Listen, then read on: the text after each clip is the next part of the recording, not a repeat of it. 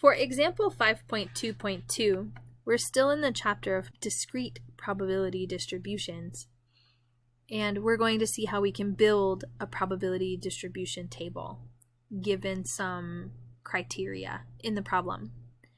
Suppose Nancy has classes 3 days a week. She attends classes 3 days a week 80% of the time, 2 days 15% of the time, 1 day 4% of the time, and no days 1% of the time. Suppose 1 week is randomly selected. Let x equal the number of days Nancy what? In looking at the information given, remember that we're trying to create a probability distribution. We're trying to create a probability distribution function, so we need to make a table. You can make your table vertically, like in the first example and in some other places in the book, or you can make your table horizontally. It really does not matter. It's your choice. They come in both forms. Decide which one you want to use and go with it.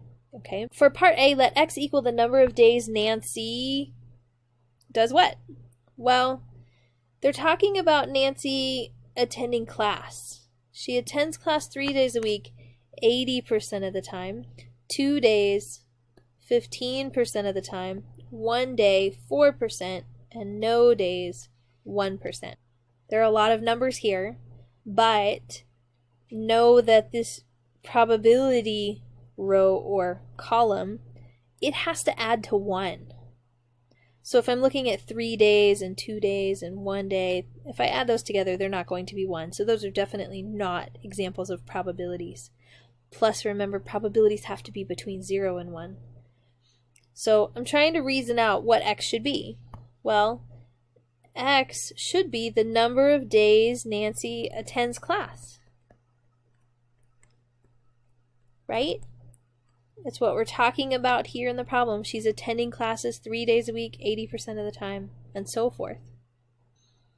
In part B, x takes on what values? Well, they give us no days and 1 day, 2 days, and 3 days. Those are going to be our values for x. So let's write them in our table. Or if we're doing vertically, it really does not matter which one we're using. We can use it horizontally or vertically. Suppose 1 week is randomly chosen. Construct a probability distribution table, called a PDF table, like the one in the previous example. The table should have 2 columns labeled x and p of x. What does the p of x column sum to?